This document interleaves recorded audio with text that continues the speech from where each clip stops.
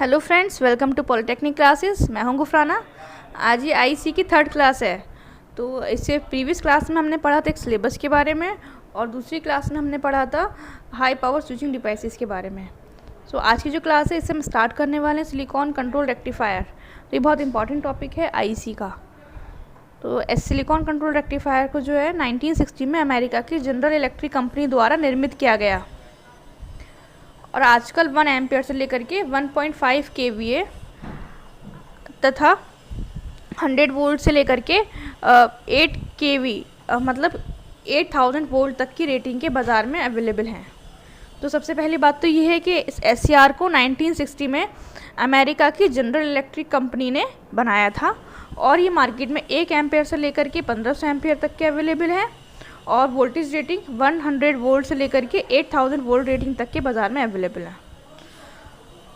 और इनको जो है करंट कंट्रोल डिवाइस भी कहा जाता है, और इन्हें ब्रेकडाउन डिवाइस भी कहते हैं।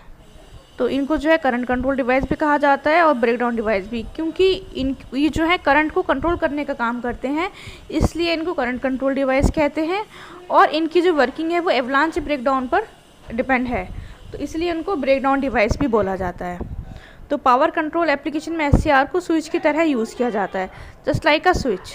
ठीक है, क्योंकि हाई पावर है तो वहाँ पर के मतलब हाई पावर को स्विच करने के लिए यूज़ किया जाता है कि उसको ऑन करना है, ऑफ़ करना है, जो भी एप्लीकेशंस वहाँ होती हैं उसके लिए। तो अब आपको बेसिक इंट्रोडक्शन पता चल गया एससीआर होता क्या है। एससीआर को जो है 1960 में जनरल इलेक्ट्रिक कंपनी द्वारा बनाया गया, और इसकी जो है करंट रेटिंग 1 एम्पेयर से लेकर के 1500 एम्पेयर तक होती है, और वोल्टेज रेटिंग 100 वोल्ट से लेकर के 8000 वोल्ट तक होती है। और एससीआर को करंट कंट्रोल डिवाइस तथा ब्रेकडाउन डिवाइस भी बोलते हैं। और इसका बेसिक काम क्या होता है, इसको एज अ स्विच की तरह इंडस्ट्रीज़ में यूज़ किया जाता है। तो अब इसकी कंस्ट्रक्शन देख लेते हैं कि ये किस तरीके से बनाया जाता है और इसका सिंबल क्या होता है। तो इसका जो कंस्ट्रक्शन है उसमें जस्ट लाइक अ पीएन मटेरियल से मिलके बनता है। तो आप कह सकते हो ये जो है 4 लेयर पीएन, ठीक है, 4 layer, 3 junction J1, J2, J3 तथा 3 टर्मिनल एनोड, कैथोड तथा गेट। तो ये जो है 4 लेयर वाली, 3 जंक्शन वाली तथा 3 टर्मिनल वाली डिवाइस है। तो पी और एन मटेरियल पता है आपको किस तरीके से बनता है, इससे प्रीवियस क्लास में मैं कवर करा चुकी हूँ कि जब प्योर सेमीकंडक्टर जो हमें अर्थ पे मिलता है उसमें हम क्या करते हैं, डोपिंग कर देते हैं। डोपिंग का मतलब होता है कि हम उसमें इम्प्योरिटी ऐड कर देते हैं।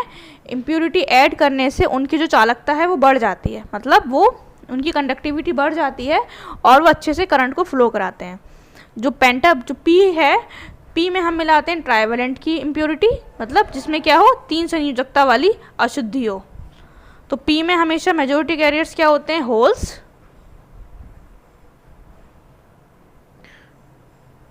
ठीक है, और एन टाइप में क्या मिलाते हैं, एन में हम मिलाते हैं जिसमें 5 संयोजकता वाली इम्प्योरिटी हो, मतलब पेंटावेलेंट इम्प्योरिटी ऐड करी जाती है। तो हमेशा एन टाइप में इलेक्ट्रॉन्स की संख्या ज़्यादा होती है। तो एन टाइप में जो है मेजॉरिटी कैरियर्स होते हैं इलेक्ट्रॉन्स, और पी टाइप में मेजॉरिटी कैरियर्स होते हैं होल्स। ठीक है, और इसके अगर आप दूसरा देख लोगे तो पी टाइप में माइनॉरिटी हो गए इलेक्ट्रॉन्स, और एन टाइप में माइनॉरिटी हो गए होल्स। ठीक है, तो अब इसका जो है, अब आप एक बार इसका वो देख लीजिएगा कि इसको किस तरीके से, इसका सिंबल क्या है।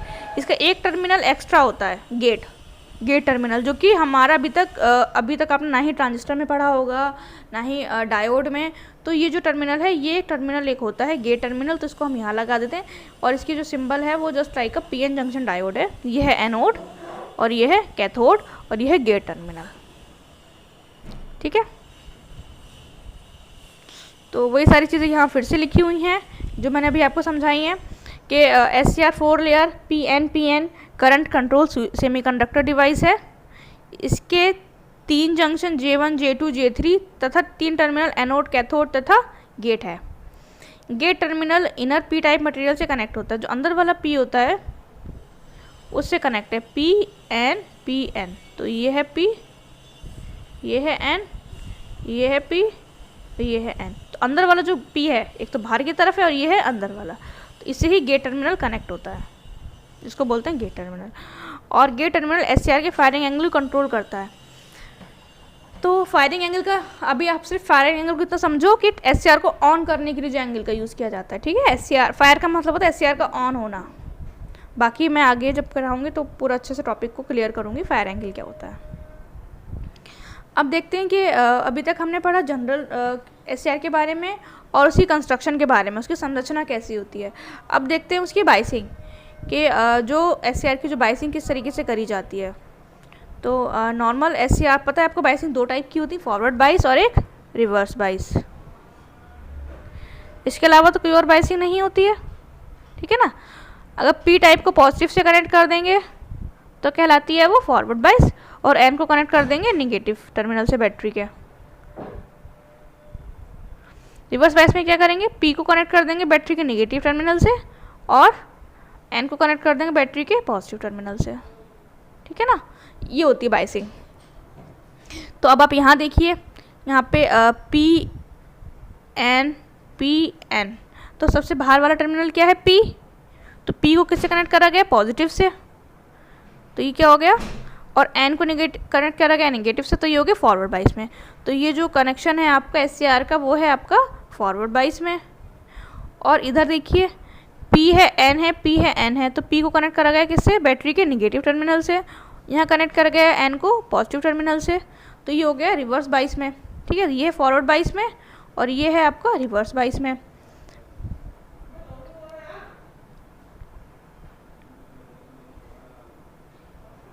तो ये बैटरी का नेगेटिव टर्मिनल है, तो बाइसिंग दिखा दिया आपको। अब गेट का देख लीजिए, गेट है पी, तो गेट पे हमेशा हमने क्या किया है, फॉरवर्ड बाइस में दिया हुआ है। ये है पी को फिर पॉजिटिव से कनेक्ट करा है बैटरी के और एन को कनेक्ट करा है नेगेटिव से, तो ये हो गया इसकी गेट की बाइसिंग। गेट को भी बाइस कर दिया और एनोड कैथोड को भी बाइसिंग कर दिया। तो बाइसिंग में देख लेते हैं क्या है। Junction J1 and J3 forward बाइस में तथा J2 रिवर्स बाइस में ड्यू टू डिप्लीशन लेयर ये डिवाइस में कोई भी करंट फ्लो नहीं होने देती, ओनली लीकेज करंट फ्लो होती है। जब आप किसको फॉरवर्ड बाइस करोगे तो जंक्शन J1 क्या हो जाएगा, पी को पॉजिटिव मिल गया, पी को पॉजिटिव मिल गया और एन को मिल गया नेगेटिव, तो J1 J3 किस में हो गया, पॉजिटिव मतलब फॉरवर्ड बाइस में हो गया, और J2 पर ये रिवर्स बाइस में हो जाता है इसमें, ठीक है। तो उस टाइम पे कोई करंट फ्लो नहीं होती, लीकेज करंट फ्लो होती है। जब जंक्शन J1 J3 फॉरवर्ड बाइस में तथा J2 रिवर्स बाइस में, तो डिप्लीशन लेयर बन जाती है और इसकी वजह से क्या होता है, कोई भी करंट फ्लो नहीं होती, सिर्फ लीकेज करंट फ्लो होती है। जब junction J1 and J3 reverse bias में तथा J2 फॉरवर्ड बाइस में होता है तो कोई करंट फ्लो नहीं होती। ये कहाँ था, अभी जो प्रीवियस वाला जो केस था रिवर्स बाइस वाला, उसमें था वो। फ्रेंड्स अब देखते हैं कि ऑपरेशन ऑफ एससीआर के, एससीआर का ऑपरेशन किस तरीके से किया जाता है। तो ये है बेसिक सर्किट डायग्राम एससीआर का, जिसमें बताया गया है कि इसका किस तरीके से करके ऑपरेशन किया जाता है। तो आप यहाँ देख सकते हैं कि यहाँ पे जो है एससीआर बनाया गया है पी एन मटेरियल को लेकर के, एनोड कैथोड, ये है गेट टर्मिनल। ये तो आपको समझ में आ ही रहा होगा, पी से निकाला गया है, इनर वाला जो पी साइड मटेरियल है उससे गेट टर्मिनल लिया गया है। तो ये तो बन गया आपका एससीआर। अब एससीआर में क्या गया है, एक मतलब बैटरी से कनेक्ट किया गया है, तो एक लोड रेजिस्टेंस लगाया गया है RL और यहाँ पे बैटरी। तो देखिए पी टाइप मटेरियल को बैटरी के पॉजिटिव से कनेक्ट किया गया है और एन टाइप मटेरियल को बैटरी के नेगेटिव से कनेक्ट किया गया है। दैट मीन्स ये फॉरवर्ड बाइस में हो गया है ये पूरा सर्किट आपका, ये वाला। और यहाँ पे देखिए पी टाइप को मटेरियल को कनेक्ट करा गया है पॉजिटिव साइड से, सप्लाई है VGG, और यहाँ पे एन टाइप मटेरियल को कनेक्ट करा गया है बैटरी के नेगेटिव से। तो ये है, ये भी फॉरवर्ड बाइस में है। तो ये दोनों को, एनोड और कैथोड को भी किस में कनेक्ट किया गया है, फॉरवर्ड बाइस में। गेट टर्मिनल को, गेट को और कैथोड के बीच में भी जो कनेक्शन किया गया है वो भी फॉरवर्ड बाइस में किया गया है।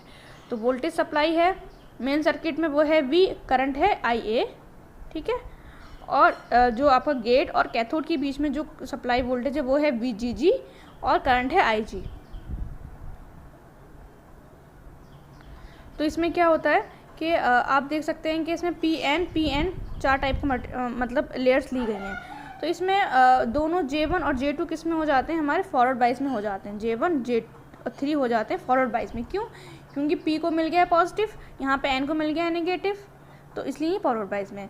अब एन टाइप में मैंने आपको बताया था अभी कुछ देर पहले कि एन टाइप में इलेक्ट्रॉन्स होते हैं, इसमें इलेक्ट्रॉन्स की अधिकता होती है।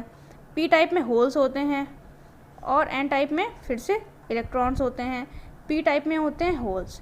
तो अगर इस नीचे देखोगे कैथोड को जो बैटरी से नेगेटिव से कनेक्ट है, तो एन टाइप में है इलेक्ट्रॉन्स, इलेक्ट्रॉन्स में होता है नेगेटिव चार्ज और बैटरी में भी क्या है नेगेटिव चार्ज। तो इलेक्ट्रॉन्स हमेशा जो होते हैं चार्ज जो होते हैं अट्रैक्ट नहीं कर पाएगा इसको, तो होल्स को अट्रैक्ट करेगा क्योंकि इस पर जो हैं ये अनअट्रैक्ट हो जाते हैं। तो सारे के सारे क्योंकि सेम चार्ज है, सेम चार्ज एक दूसरे को क्या करते हैं रिपल करते हैं और अपोजिट चार्ज एक दूसरे को अट्रैक्ट करते हैं। तो यहाँ जो होल्स है पी टाइप में मेजॉरिटी चार्ज कैरियर्स और एन में है इलेक्ट्रॉन्स। तो सारे के सारे इलेक्ट्रॉन्स कहाँ पहुँच जाएंगे, बैटरी की तरफ तो जाएंगे नहीं, ये इलेक्ट्रॉन्स पहुँच जाएंगे सारे के सारे पी टाइप की तरफ। ठीक है। अब ऊपर वाले में देखिए जो पी है इसमें है होल्स, तो अब होल्स पे है पॉजिटिव चार्ज और इन जो सेकंड लेयर है एन टाइप की इसमें है इलेक्ट्रॉन्स पे नेगेटिव चार्ज। तो सारे के सारे इलेक्ट्रॉन्स जो होंगे वो ऊपर की तरफ जाएंगे।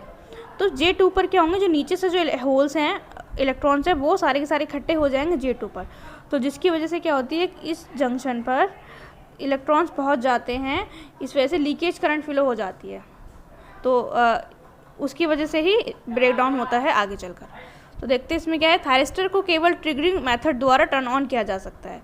इसको नॉर्मली आप थायरिस्टर को ऑन नहीं कर सकते, सिर्फ क्या कर सकते हैं हम ट्रिगरिंग मेथड द्वारा ही ऑन कर सकते हैं, चाहे फॉरवर्ड बाइस में चाहे रिवर्स बाइस में हो, बिना ट्रिगरिंग मेथड के ये ऑन नहीं होता। दूसरा, थायरिस्टर का गेट कैथोड जंक्शन फॉरवर्ड बाइस में है, ये वाला नीचे वाला, और इलेक्ट्रॉन्स का फ्लो एन टाइप से पी टाइप की ओर तथा होल्स पी टाइप से एन टाइप की ओर फ्लो करते हैं। एन टाइप सेमीकंडक्टर की कैथोड लेयर से J2 पर अधिक इलेक्ट्रॉन पहुंचने के कारण थायरिस्टर में anode leakage current flow IA flow होने लगती है। जो IA जो फ्लो होती है वो किसकी वजह से होती है, जो J2 जंक्शन पर इलेक्ट्रॉन्स पहुंच जाते हैं उसकी वजह से एनोड लीकेज करंट फ्लो होती है। ये प्रोसेस चलता रहता है और J2 में ब्रेकडाउन हो जाता है और थायरिस्टर के मेन सर्किट में करंट फ्लो हो जाती है। इस J2 के ब्रेकडाउन के बाद ही मेन सर्किट में करंट फ्लो होती है। जो मेन सर्किट जो था वो आपका ये वाला सर्किट था SCR का, ये वाला जो मेन सर्किट है ये मेन सर्किट है। ठीक है। जब हम गेट सर्किट को स्विच ऑफ करने पर भी करंट पहले की तरह फ्लो होती रहती है।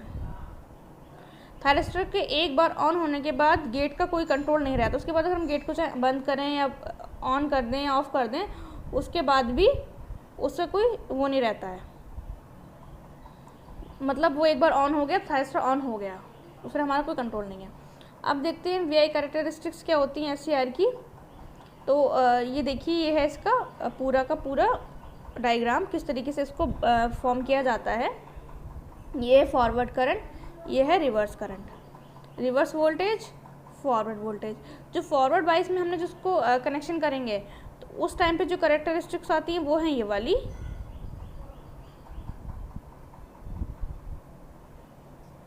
और जो रिवर्स बाइस में जब करेंगे तो जो कैरेक्टरिस्टिक्स आएंगी वो हैं इस साइड वाली। जो राइट साइड वाली कैरेक्टरिस्टिक्स हैं वो है फॉरवर्ड बाइस की, और जो लेफ्ट साइड में कैरेक्टरिस्टिक्स हैं वो हैं रिवर्स बाइस की। तो आप इसमें देख सकते हैं फॉरवर्ड करंट है और ये है फॉरवर्ड वोल्टेज। तो जो फॉरवर्ड वोल्टेज जो फॉरवर्ड करंट के बीच में जो ड्रॉ की गई हैं वो हैं फॉरवर्ड बाइस की, और जो रिवर्स वोल्टेज रिवर्स करंट के बीच में ड्रॉ की गई हैं कैरेक्टरिस्टिक्स वो हैं रिवर्स बाइस की। तो इस टाइम पे आप इसको जब आप फॉर्म करेंगे तो इसमें देख लेते हैं क्या है। ये कर्व SCR के एनोड कैथोड वोल्टेज V तथा एनोड करंट I के बीच में खींचा गया है। अभी ऑपरेशन में देखा था आपने कि उसके जो एनोड कैथोड वोल्टेज थी और करंट क्या थी I, उसके बीच में खींचा गया है। जब एनोड कैथोड की अपेक्षा धनात्मक होता है तो V और I के बीच का कर्व फॉरवर्ड कैरेक्टरिस्टिक्स कहलाता है। इसको क्या बोलते हैं, इस रीजन को फॉरवर्ड कैरेक्टरिस्टिक्स। जब एनोड कैथोड की अपेक्षा ऋणात्मक होता है तो V और I के बीच का कर्व रिवर्स कैरेक्टरिस्टिक्स कहलाता है। ये है फॉरवर्ड कैरेक्टरिस्टिक्स और ये है इसकी रिवर्स कैरेक्टरिस्टिक्स।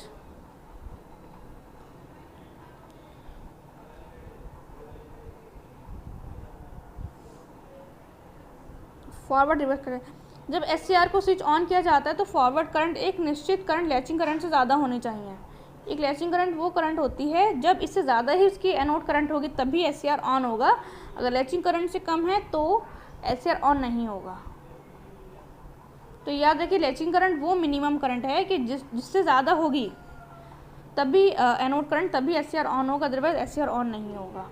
होल्डिंग करंट क्या होती है? होल्डिंग करंट वो न्यूनतम करंट होती है जिससे कम होने पर थायरिस्टर ऑन से ऑफ हो जाता है। तो suppose that thyristor of on state में है और अगर आप उसकी holding anode current holding current से कम कर दो, ठीक है, तभी SCR से ऑफ होगा। तो थायरिस्टर की होल्डिंग करंट एनोड तथा कैथोड के मध्य प्रवाहित होने वाली फॉरवर्ड करंट का वह न्यूनतम मान है जिससे कम होने पर थायरिस्टर ऑन से ऑफ स्टेट हो जाता है। अगर लैचिंग करंट से ज़्यादा होगा तब तो SCR ऑफ स्टेट से ऑन स्टेट में आ जाएगा, और अगर होल्डिंग करंट से उसकी फॉरवर्ड करंट कम होगी तो वो ऑफ स्टेट में आ जाएगा। तो अब देखते हैं एप्लीकेशन क्या क्या है SCR की। SCR की एप्लीकेशन है पावर कंट्रोल डिवाइस के रूप में। आपको पता ही है कि पावर को कंट्रोल करना है तो वहाँ पे आप यूज़ करोगे। रिले को कंट्रोल करने में, रेगुलेटेड पावर सप्लाई में, स्टैटिक स्विच में, control of AC and DC motor की स्पीड में, चॉपर और डुअल साइकिल कन्वर्टर में, बैटरी चार्जर के रूप में, हीटर कंट्रोलर में, phase control, AC to DC rectifier, AC to AC converter. ये these are the application of SCR। और भी बहुत सारी एप्लीकेशंस होती हैं, ठीक है, उसको हम यूज़ करते हैं। अब देखते हैं टाइप्स ऑफ थायरिस्टर कि कितने टाइप के थायरिस्टर हैं। मतलब वैसे तो बहुत सारे हैं, इसमें कुछ ही एक्सप्लेन करे गए हैं थायरिस्टर फैमिली के मेंबर्स कौन कौन से हैं। तो सबसे पहला है silicon control rectifier. I think आप लोग अब तक इस पर मतलब फैमिलियर हो चुके हो, इतना हम पढ़ चुके हैं SCR के बारे में। तो यहाँ पे पहला है डिवाइस के बारे में, number of terminal, third one है सिंबल। तो सिलिकॉन कंट्रोल रेक्टिफायर में 3 टर्मिनल होते हैं और ये है इसका सिंबल। नेक्स्ट है डायक, ये होता है डुअल इनपुट AC डिवाइस। तो इसके 2 टर्मिनल होते हैं, 2 MT1 एंड MT2। कहीं कहीं इसको A1 और A2 भी बोल देते हैं इन टर्मिनल्स को, और इसका सिंबल ये है। थर्ड वन है ट्रायक, 3 टर्मिनल वाली AC डिवाइस। ये है इसका MT1 MT2 और एक गेट टर्मिनल इसमें होता है, जबकि डायक में गेट टर्मिनल नहीं था। और ये है इसका सिंबल, जस्ट डायक की तरह बस एक गेट टर्मिनल को ऐड किया गया है। आप यहाँ देख सकते हैं, यहाँ पे जो है जस्ट बस इसको ही ऐड किया गया है, बाकी सेम ही हैं ये दोनों। फोर्थ वन है SCS सिलिकॉन कंट्रोल स्विच। तो सिलिकॉन कंट्रोल स्विच में भी क्या होते हैं, 4 टर्मिनल होते हैं, एनोड, कैथोड, 2 गेट्स होते हैं। आप इसमें देख लीजिए किस तरीके से बनाया गया, एनोड, कैथोड, गेट 1 और gate 2। SCUS silicon unilateral switch, इसमें 3 गेट होते हैं, एनोड, कैथोड तथा गेट। इसको इस तरीके से बनाया जाता है, मतलब इसकी जो सिंबल है वो इस तरीके से रिप्रेजेंट किया जाता है इसको डायग्राम्स में। LASCR लाइट एक्टिवेटेड SCR, तो इसमें 3 गेट है, एनोड, कैथोड तथा 3 टर्मिनल है, एनोड, कैथोड तथा गेट। इसका रिप्रेजेंटेशन इस तरीके से किया जाता है, ठीक है। अभी तक आपने पढ़ लिया इसकी कंस्ट्रक्शन के बारे में, बेसिक उसका, और बाइसिंग, वर्किंग, ठीक है, और कैरेक्टरिस्टिक्स के बारे में। थायरिस्टर फैमिली से भी आप लोग फैमिलियर हो चुके हो। तो अब देखते हैं कि SCR को टर्न ऑन करने के मेथड कौन कौन से हैं। तो method off switch on turn on triggering of SCR। तो SCR जो है वो ऐसे ही ऑन नहीं होता है, इसके कुछ मेथड के थ्रू ही आप इसको ऑन कर सकते हैं। चाहे फॉरवर्ड बाइस में कर दो, चाहे रिवर्स बाइस में कर दो, तो वो ऑन नहीं होता है। तो SCR को अपनी स्टेट से चेंज करने में कुछ समय लगता है, ये तो पता ही है। अगर ऑन से ऑफ होगा तब भी कुछ समय लगेगा, अगर ऑफ से ऑन करोगे तब भी कुछ समय लगेगा। जब किसी ऑफ स्टेट वाले SCR के गेट पर कोई ट्रिगरिंग सिग्नल दिया जाता है तब SCR को ऑफ से ऑन स्टेट में लगा समय टर्न ऑन टाइम कहलाता है।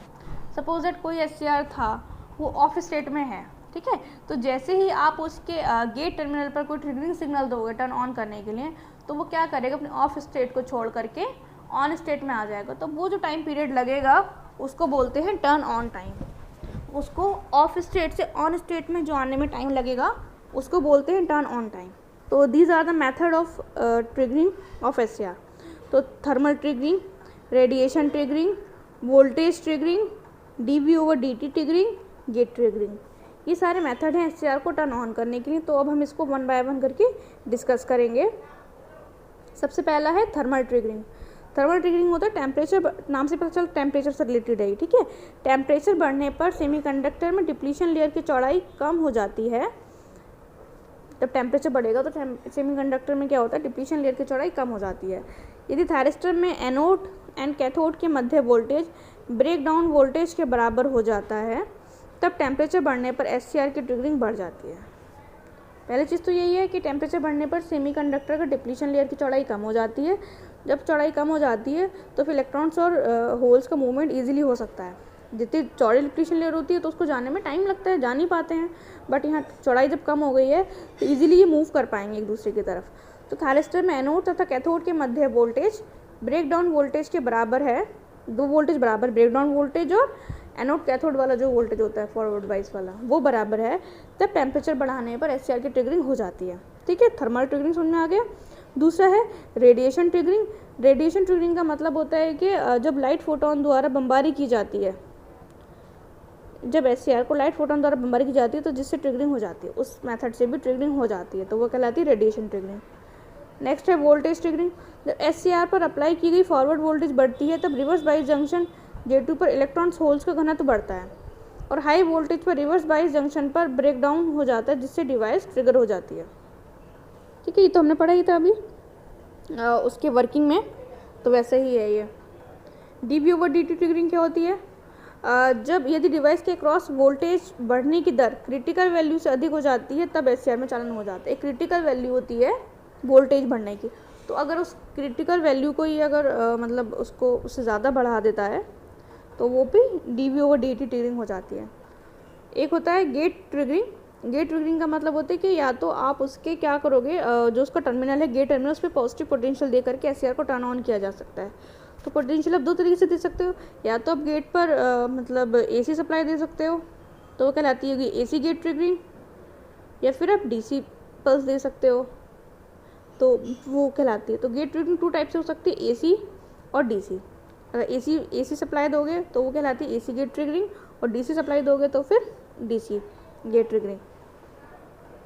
तो अभी तक आपने ये मेथड पढ़े थे SCR को टर्न ऑन करने के लिए क्या क्या मेथड हो सकते हैं, एक बार फिर से देख लेते हैं।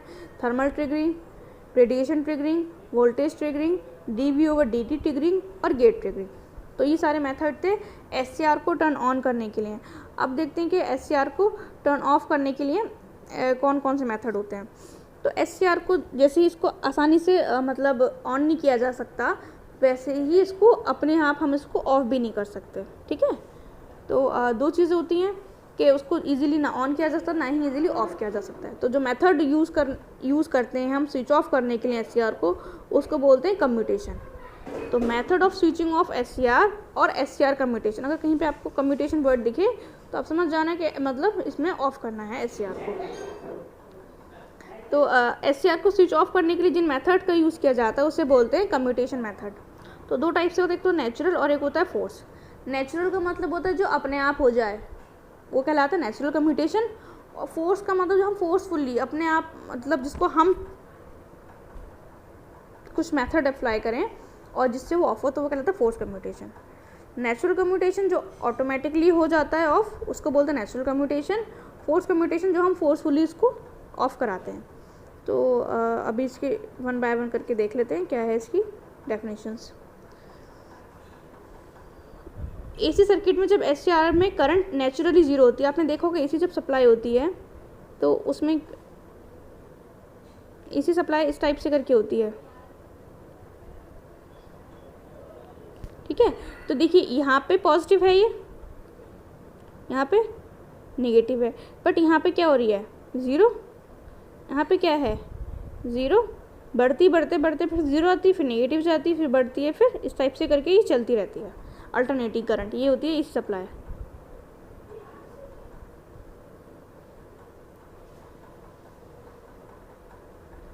AC सर्किट में जब SCR में करंट नेचुरली 0 हो जाती है तब डिवाइस में ऑटोमेटिक रिवर्स वोल्टेज जनरेट हो जाती है, तो डिवाइस को नेचुरल कम्यूटेशन कहलाता है। अगर उस पर AC सप्लाई दे रखी है तब, है ना, अगर AC सर्किट की बात करें तभी ये पॉसिबल है, नेचुरल कम्यूटेशन होता है। अदरवाइज बैटरी में क्या होता है, अगर बैटरी किसी सप्लाई से कनेक्ट करोगे तो वहाँ पे ऐसा नहीं होता है कि वो क्या बोलते हैं, मतलब या तो वो अप रहेगी या बिल्कुल 0 डाउन हो जाएगी, इस टाइप से करके चलती है। उसमें कभी भी ये वाली साइकिल नहीं चलती है ना, ज़ीरो और नेगेटिव वाली, इसलिए। तो फोर्स कम्यूटेशन की बात करें तो डीसी सर्किट में एससीआर को टर्न ऑफ करने के लिए उसकी फॉरवर्ड करंट किसी एक्सटर्नल सर्किट की हेल्प से ज़ीरो की जाती है, उसको बोलते हैं फोर्स कम्यूटेशन। ये दोनों की डेफिनेशन है। एसी सर्किट में जब एससीआर में करंट नेचुरली ज़ीरो हो जाती है तब डिवाइस में ऑटोमेटिक रिवर्स वोल्टेज जनरेट हो जाती है तथा ये डिवाइस का नेचुरल कम्यूटेशन कहलाता है। फॉरवर्ड कम्यूटेशन में डीसी सर्किट में एससीआर को टर्न ऑफ करने के लिए उसकी फॉरवर्ड करंट किसी एक्सटर्नल सर्किट की हेल्प से ज़ीरो की जाती है, तभी कहलाता है फोर्स कम्यूटेशन। तो अब क्लासिफिकेशन देख लेते हैं फोर्स कम्यूटेशन का क्या क्या है। लोड और resonant commutation, self commutation, auxiliary commutation, complementary commutation, external pulse commutation और एसी लाइन कम्यूटेशन। तो अब वन बाय वन करके ये सब डिस्कस कर लेते हैं।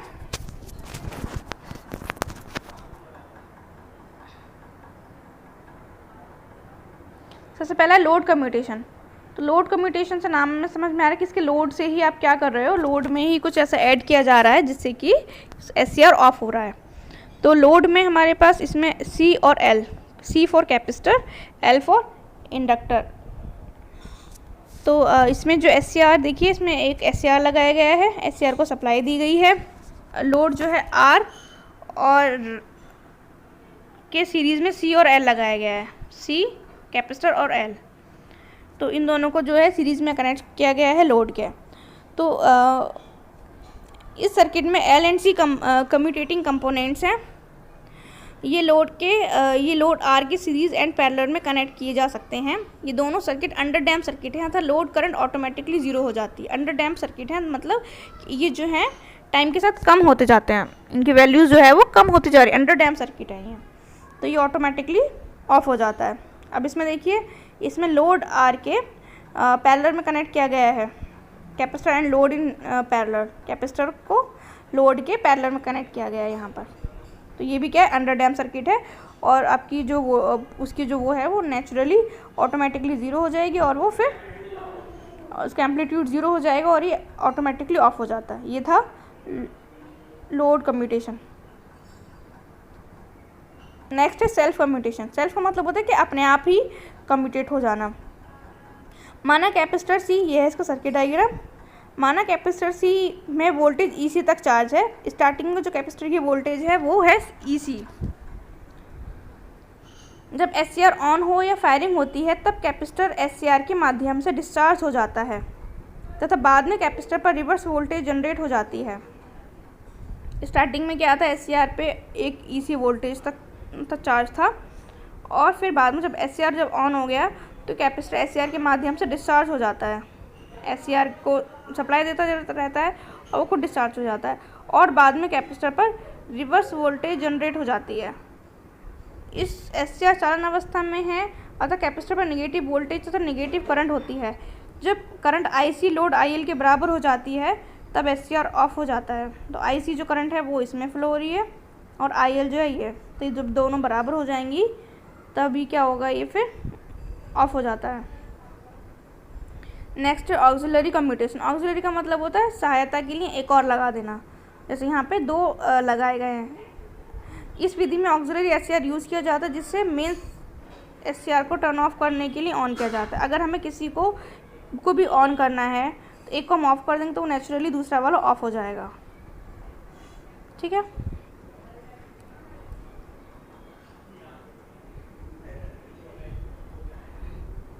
नेक्स्ट है कॉम्प्लीमेंट्री कम्यूटेशन। कॉम्प्लीमेंट्री इस सर्किट में एससीआर दूसरे एससीआर को ऑफ करता है। ऑक्सिलरी में भी वैसे ही था और इसमें भी वैसे ही है।